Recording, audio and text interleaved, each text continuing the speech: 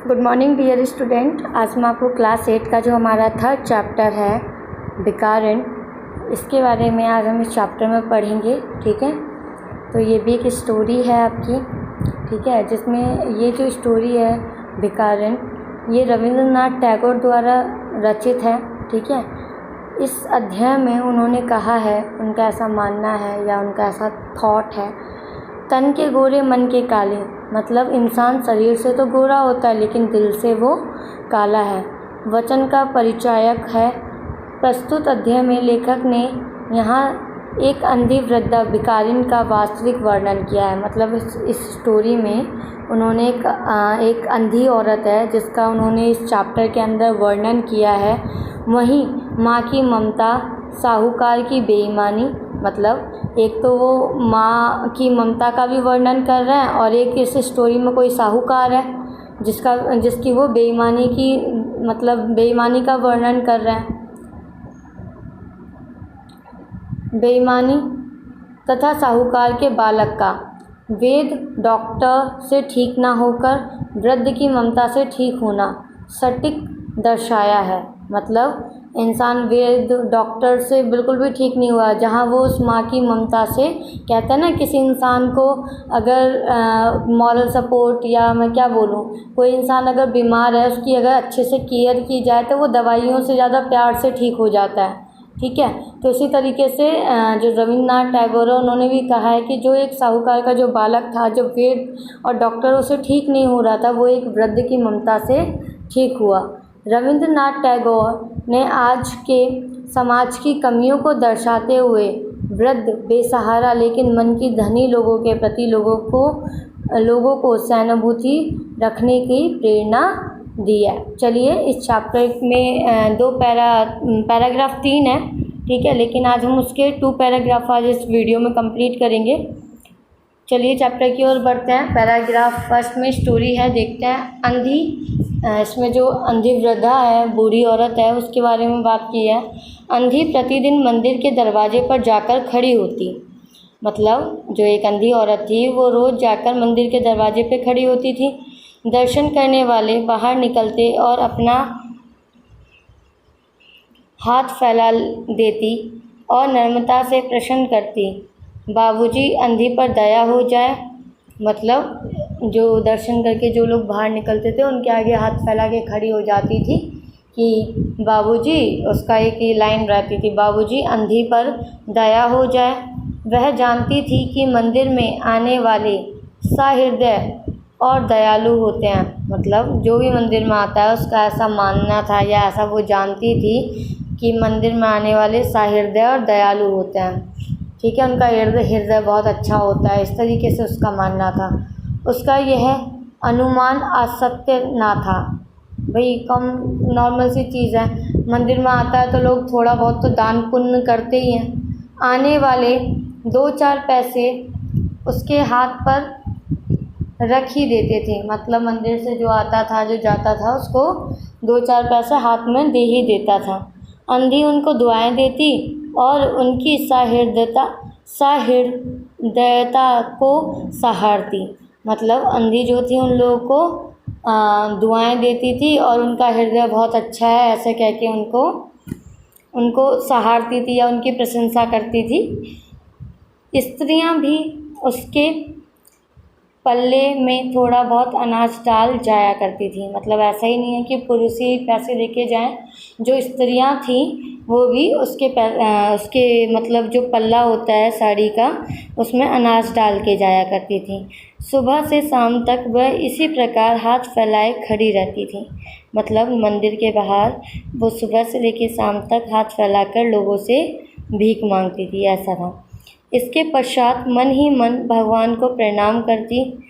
मंदिर पे हाथ तो एकदम फैला के रखती थी और साथ ही साथ वो भगवान को प्रणाम भी करती। प्रणाम मतलब होता है कि भगवान का शुक्रिया अदा करना या उनकी हमेशा पूजा करते रहना या मन में याद करते रहना। ठीक है, अपनी लाठी के सहारे झोपड़ी की राह पकड़ती और फिर शाम होती वो क्या करती थी, प्रणाम करती भगवान को और अपनी झोपड़ी की जो रास्ता थी अपने घर की ओर चलने लगती। उसकी झोपड़ी नगर से बाहर थी। जो उसकी झोपड़ी थी वो कहाँ थी, नगर से बाहर थी। रास्ते में भी वह याचना करती जाती, किंतु राहगीरों में अधिक संख्या श्वेत मतलब होता है इसमें सफ़ेद वस्त्र वालों की होती। मतलब भाई राहगीर मतलब रास्ते में जाते जाते हुए भीख मांगती थी, लेकिन कोई लोग देते हैं भीख, कुछ लोग नहीं देते। जो पैसे देने की अपेक्षा कुछ पैसे देने की अपेक्षा करते तो कुछ झड़कियाँ दिया करते थे। मतलब कुछ लोग ऐसे झाड़ देते हैं ना कि नहीं नहीं जाओ हम नहीं देते करके। तब भी अंधी निराश ना होती और उसकी याचना बराबर जारी रहती। वो निराश नहीं होती थी, तब भी वो उसकी याचना मतलब होती है प्रार्थना, उसकी लगातार रहती थी। झोपड़ी तक पहुँचते पहुँचते उसे 2-4 पैसे और मिल जाते। मतलब कुछ लोग देते थे, कुछ लोग नहीं देते थे, लेकिन तब भी मांगते मांगते घर तक पहुँचते पहुँचते उसको 2-4 पैसे और मिल ही जाते थे। ठीक है, चलिए आगे देखते हैं। झोपड़ी के समीप पहुँचते ही एक 10 वर्ष का लड़का उछलता कूदता आता और उससे चिपट जाता।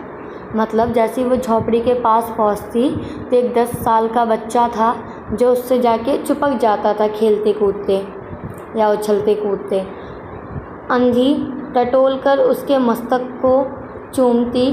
बच्चा कौन है, किसका है, कहाँ से आया, ये उसके मन में क्वेश्चंस थे। ठीक है, इस बात से कोई परिचित ना था।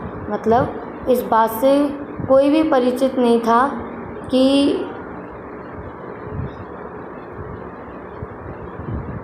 5 साल या 5 वर्ष हुए आस पड़ोस वालों ने उसे अकेला देखा था।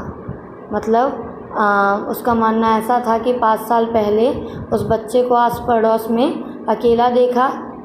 इन्हीं दिनों एक दिन संध्या समय लोगों ने उसकी गोद में एक बच्चा देखा, वह रो रहा था। मतलब अंधी के हाथ में बच्चा देखा जो रो रहा था। अंधी उसका माथा चूम चूम कर उसे चुप कराने का प्रयत्न कर रही थी। मतलब जो अंधी औरत थी वो उसका माथा, जैसे कहते हैं ना बच्चा गोद में होता है तो उसको चुप कराना होता है, वो उसके माथे को चूम रही थी बार बार और उसको चुप करा रही थी। यह कोई असाधारण घटना ना थी, अतः किसी ने भी ना पूछा कि ये बच्चा किसका है। उसी दिन से यह बच्चा अंधी के पास था। मतलब वो जो बच्चा था, हम ऐसा उसको अनाथ बोल सकते हैं अभी के लिए। ठीक है, जो वो उस औरत के पास था। ठीक है, अब वो 5 साल से उस बूढ़ी औरत के पास ही था। ठीक है, उसी दिन से बच्चा अंधी के पास था और वो बहुत ज़्यादा खुश था। उसको वह अपने से अच्छा खिलाती और पहनाती थी। जैसे माँ बाप अपने बच्चों को अपने से अच्छा देने की कोशिश करते हैं, वैसे ही वो जो बूढ़ी वृद्ध जो औरत थी, वृद्धा थी, वो भी उस अपने बच्चे को, अपना तो नहीं था कहने के लिए लेकिन अपने से भी बढ़कर था उसके लिए, तो वो उसको वो अच्छे से अच्छा खिलाती और अच्छे से अच्छा पहनाती। अंधी ने अपनी झोपड़ी में एक हांडी गाड़ रखी थी। संध्या समय जो कुछ मांगकर लाती उसमें डाल देती और उसे किसी वस्त्र से ढाँप देती। ढाँप मतलब होता है ढक देती।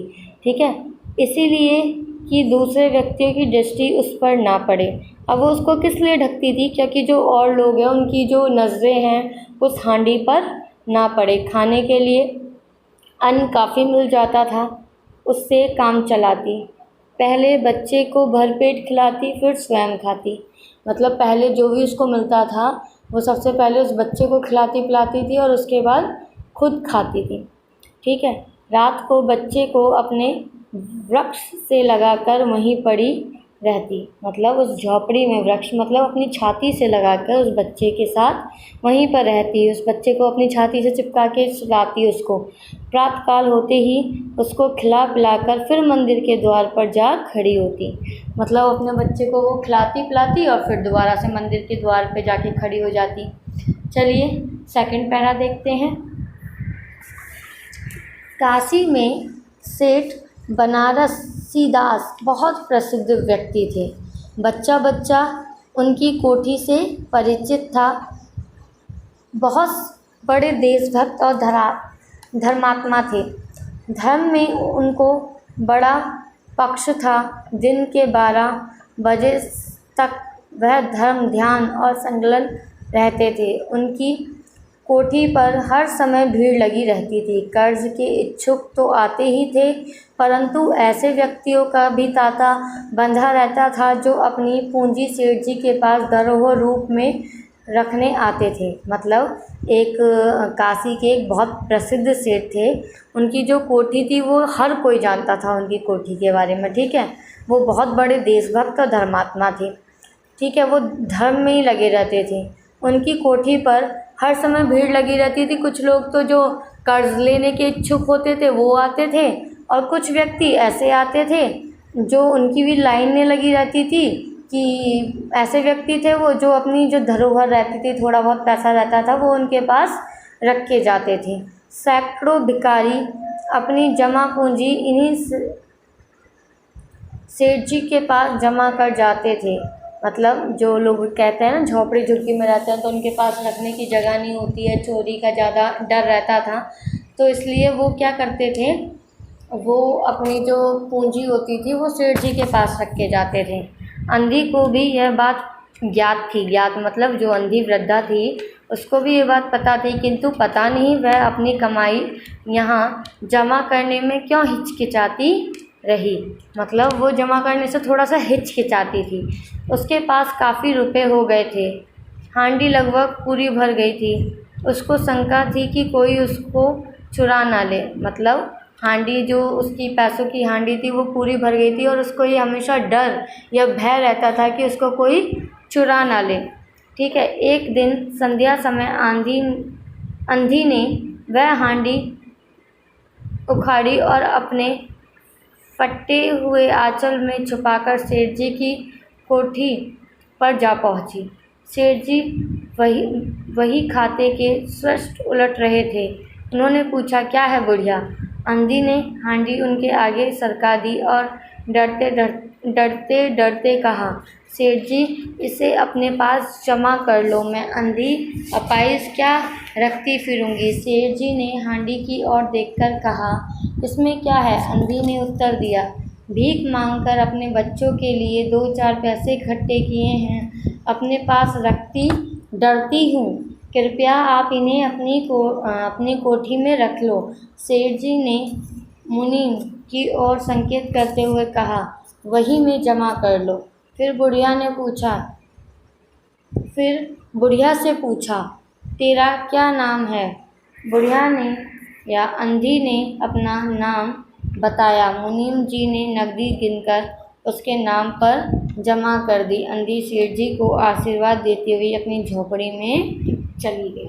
मतलब इसमें क्या है, उस जो बुढ़िया थी उसको वैसे अपने पैसे जमा करने में उसको कोई इंटरेस्ट नहीं था, लेकिन उसके पास ऑप्शन नहीं रहा क्योंकि उसकी हांडी भर गई थी।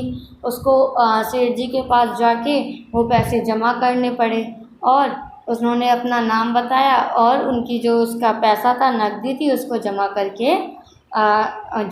लिया और वही खाते में चढ़ा लिया, ठीक है। फिर जो अंधी थी वो सेठ जी को आशीर्वाद देते हुए अपनी झोपड़ी की ओर चली गई, ठीक है। तो कल की वीडियो में हम जो पैराग्राफ 3 है हम उसको पढ़ेंगे, ठीक है। आज के लिए इतना ही। Thank you.